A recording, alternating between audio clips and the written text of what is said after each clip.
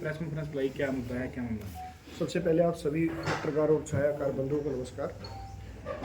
आज की हमारी जो इस प्रेस कॉन्फ्रेंस का सबसे एक ही मुद्दा है और मुद्दा है हरियाणा प्रदेश के कर्मचारियों की पुरानी पेंशन नीति को बहाल करवाना, जिसको लेकर आपने देखा होगा कि 2018 से लगातार हमारा आंदोलन इसके लिए जारी है।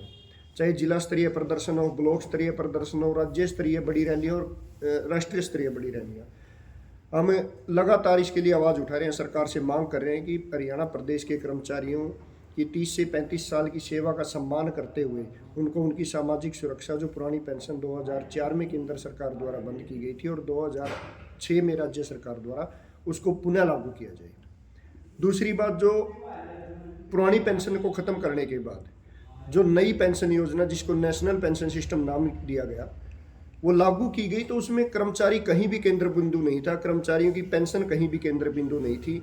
उसका मुख्य जो उद्देश्य था वो कर्मचारियों के वेतन का 10% और सरकार अपने खजाने से जो आपका और आम जनता की टैक्स पेयर का पैसा है, टोटल 24% अमाउंट को शेयर बाजार और बड़े कॉरपोरेट्स में लगाने का काम करती है। तो उसका मुख्य उद्देश्य था कि किस तरह शेयर बाजार को बढ़ाया जाए, किस तरह बड़े बड़े पूंजीपतियों को लाभ पहुंचाने का उसमें काम किया जाता है। उसी के खिलाफ हमारा ये लगातार आंदोलन है। उसको लेकर हम जींद में 11 फरवरी को एक बड़ी रैली करने जा रहे हैं। इससे पहले आपने देखा होगा, इन्हीं दिनों पिछली साल 19 फरवरी को हमने पंचकुला में एक रैली की थी, जहाँ 70,000 से ज़्यादा कर्मचारी हमारे हरियाणा के एक छोर पर पहुँचे थे और मुख्यमंत्री आवास का घेराव करते हुए मुख्यमंत्री जी के इशारे पर प्रशासन द्वारा हमारे ऊपर लाठीचार्ज, आंसू गैस के गोले तक प्रयोग किए गए। उसके बावजूद भी हमारा आंदोलन जो कत्तो जारी है। सरकार ने कमेटी का गठन किया, लेकिन दुर्भाग्यपूर्ण है कि वो कमेटी सरकार ने सच्ची नीयत से लागू नहीं की और सरकार की कोई मंशा नहीं थी कि पुरानी पेंशन बहाल की जाए। 3 मार्च को एक मीटिंग होने के बाद दोबारा सरकार द्वारा कोई कमेटी की मीटिंग नहीं बुलाई गई। आज तक उस कमेटी की कोई रिपोर्ट नहीं आई, जिसको लेकर हरियाणा प्रदेश के तमाम कर्मचारियों अधिकारियों के अंदर रोष है और इसीलिए हम यहाँ पर अब जींद के अंदर रैली करने जा रहे हैं। और पंचकुला में जब हमारे 70,000 कर्मचारी पहुंचे, तो इस बार 1 लाख से ज़्यादा कर्मचारी, अधिकारी, उनके परिवार हमारे जींद में पहुंचेंगे। एकलव्य स्टेडियम में हमारी ये रैली होगी। कितने कर्मचारी हरियाणा के अंदर, और क्या मानते हैं आने वाले चुनाव में क्या फर्क पड़ेगा और क्या प्रभाव इसका रहेगा? देखिए, हरियाणा में हमारे अगर पुरानी पेंशन के कर्मचारी, नई पेंशन योजना वाले कर्मचारी, रिटायर्ड कर्मचारी सबको मिलाए तो हमारे 5.5 से 6 लाख कर्मचारियों का आंकड़ा बनता है और उनके परिवारों का आंकड़ा बनता है और बिल्कुल ये प्रभाव डालेगा। हिमाचल प्रदेश की तरह हमारा आंदोलन हरियाणा प्रदेश के अंदर पूरा मजबूत आंदोलन है। हरियाणा में हमारी ब्लॉक स्तरीय, जिला स्तरीय और राज्य स्तरीय कमेटी के साथ साथ 5200 गाँव के अंदर हमने अपने इंचार्ज बना रखे हैं, ताकि इस मुद्दे को हम जन जन तक पहुँचा सके, क्योंकि ये मुद्दा केवल कर्मचारियों का नहीं है, ये उस परिवार का है जो परिवार ये सोचता है कि कल उनका बच्चा पढ़ लिख कर सरकारी सेवा में आए। तो हर गरीब, किसान, मजदूर, छोटे दुकानदार, जितने भी वर्ग हैं, सबका ये मुद्दा है और उस जन जन तक हमने इस मुद्दे को पहुंचाने का काम किया। दूसरी बात, जब एक विधायक और सांसद को 1 दिन की सदस्यता के ऊपर पेंशन दी जा सकती है और जितनी बार भी वो चुने जाते हैं विधानसभा के लिए, लोकसभा, राज्यसभा के लिए, हर बार के लिए उनको अलग पेंशन का प्रावधान किया जा सकता है। कर्मचारी को रिटायरमेंट के बाद पेंशन दी जाती है 60 साल की उम्र के बाद, और एक 26 साल का विधायक बन जाता है, उसको 31 साल की उम्र में पेंशन का प्रावधान कर दिया जाता है। तो इसलिए हमारी ये मांग है कि जो हमारे साथ सौतेला व्यवहार किया जा रहा है, जो हमारे साथ ये अन्याय किया जा रहा है और हमें बाजार आधारित पॉलिसी नीति में डाल दिया गया, उससे बाहर निकालकर पुरानी पेंशन यहाँ पे बहाल होनी चाहिए।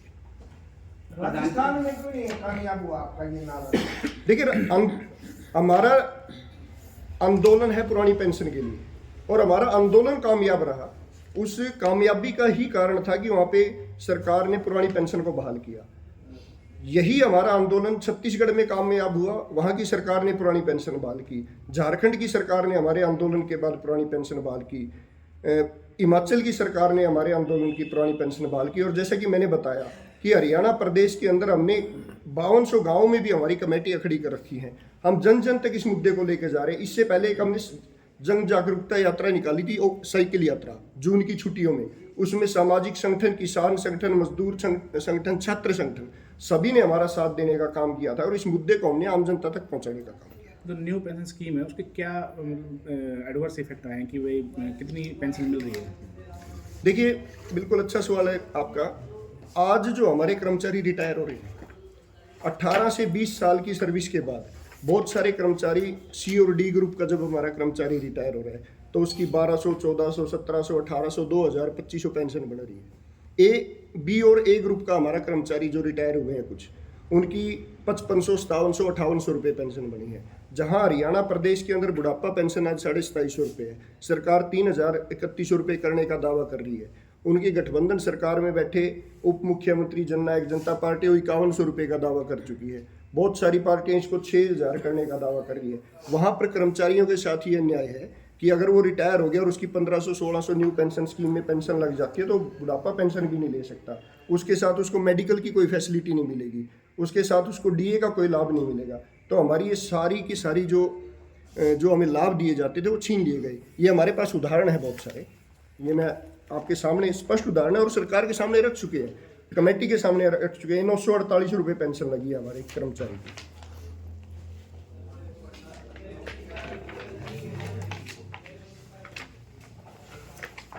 ये 1677 रुपये पेंशन लगी है या तो इस तरह पेंशन लगाई जा रही है। तो इसके खिलाफ ये आंदोलन है और ये आंदोलन सरकार इसलिए नहीं इसको पूरा कर रही। कहीं ना कहीं ये मैंने जैसा कि बताया कि हमारा पूरा पैसा बाजार में निवेश किया जाता है। अब वो बाजार में छोटे दुकानदारों के पास तो निवेश नहीं होता, वो बड़े पूंजीपतियों के पास या शेयर मार्केट के जो बड़े मगरमच्छ है उनके पास निवेश किया जाता है। ये कहीं ना कहीं उनको लाभ पहुंचाकर बैकडोर से अपने लिए पार्टी फंड का इंतजाम करने के लिए काम किया जा रहा है और इसके अलावा कुछ नहीं। तो क्या अल्टीमेटम आप देंगे 11 तारीख को, क्या सरकार को चेतावनी है? देखिए 11 फरवरी को हम बड़ा जनसैलाब यहाँ पर जींद के अंदर पहुँचेगा। वो सरकार को एक चेतावनी होगा। सरकार से हम विनती भी कर, सरकार इसको हमारी विनती समझे, हमारी चेतावनी समझे कि उसके बाद आंदोलन हमारा निरंतर जारी रहेगा, बड़ा फैसला लिया जाएगा। और जैसा कि आप पहले ही कह चुके हैं कि वोट फॉर ओपीएस की मुहिम वो जन जन तक हम लेकर जाएंगे। हर नागरिक से इसमें हमारा सहयोग मांगने का काम करेंगे, क्योंकि हर परिवार का मुद्दा है। हर परिवार चाहता है कि उनके बच्चे सरकारी सेवा में आए और उनको ये बेनिफिट्स मिले। प्रधान जी, चुनावी साल है, क्या इस साल में यदि कोई भी पार्टी आप लोगों को ये आश्वासन दे कि भाई हम आएंगे तो सत्ता में आएंगे तो मतलब हमारा ओपीएस शुरू कर देंगे, तो क्या आप लोग समर्थन देंगे उसको? देखिए 2019 में जब मैंने कहा था 18 में हमने आंदोलन शुरू किया तो 2019 में ही जननायक जनता पार्टी उसी समय बनी थी।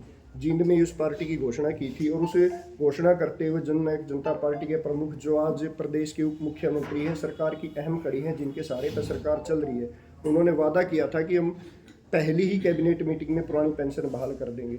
लेकिन दुर्भाग्य की बात है कि जननायक ताऊ देवीलाल की नीतियों पर चलने का दावा करने वाले दुष्यंत चौटाला सरकार में आने के बाद हमसे मीटिंग तक करना उन्होंने जरूरी नहीं समझा। उसके बाद वो लगातार गुमराह करने वाले बयान देते रहे कि इसमें तो 4% का ही फर्क है एनपीएस और ओपीएस में। अगर 4% का फर्क है तो लागू कर दो भाई, किसने मना किया है? आपकी सरकार, आप हिस्सेदार हो। उन्होंने हमारे साथ वादा खिलाफी की। और अब भी बहुत सारी पार्टियां हैं जो विपक्षी सारे दलीय हमसे वादा कर रहे हैं कि पहली ही कैबिनेट में हम पुरानी पेंशन बहाल करेंगे। जब तक चुनाव आचार संहिता नहीं लग जाती, जब तक ये सरकार है, तब तक हमारा काम है इस सरकार से मांग करना और लगातार हम मांग करते रहेंगे। जैसे ही आचार संहिता लग जाती है और ये सरकार पुरानी पेंशन को बहाल नहीं करती, निश्चित तौर पर पेंशन बहाली संघर्ष समिति एक बड़ा फैसला लेगी और ये तय करेगी कि कौन सी पार्टी हमारे वादे को पूरा कर सकती है। हम उसका समर्थन खुले तौर पर समर्थन करने तो का आपको कौन सी पार्टी पे भरोसा है कि वो अपना आश्वासन पूरा करेगी? देखिए सर, अभी तो हमारा जो मेन फोकस है इस सरकार से मांग को मनवाना है, उसकी तरफ अभी हमने विचार नहीं किया। वो विचार मैंने बताया कि जैसे ही चुनाव आचार संहिता लगेगी, निश्चित तौर पर हम पूरा मूल्यांकन करेंगे। दूसरी स्टेटों के अंदर किन्होंने लागू किया उसका भी मूल्यांकन करेंगे, यहाँ पर कौन सच्चा वादा कर रहा है उसका भी मूल्यांकन करेंगे। वो पूरा मूल्यांकन करने के बाद ही हम ये फैसला तो कांग्रेस ने किया है, भी किया है, बीजेपी तो करेगी। देखिए मैं तो स्पष्ट कर चुका हूँ कि ये फैसला हमारा आचार संहिता के बाद होगा। अभी जल्दबाजी में कोई फैसला नहीं लिया जा सकता और सरकार के पास मौका है। सरकार क्यों जाने दे दूसरे के पास? मैं तो आपके चैनल के माध्यम से सरकार से कहना चाहूँगा कि ये मौका आपके पास है, आप क्यों जाने देना चाह रहे हो? आप पुरानी पेंशन बहाल करो, सारे कर्मचारियों का साथ लीजिए, सारे कर्मचारियों के वोट आपको मिलेंगे, तो सरकार के पास मौका है, सरकार को फैसला लेना है। ठीक है। धन्यवाद।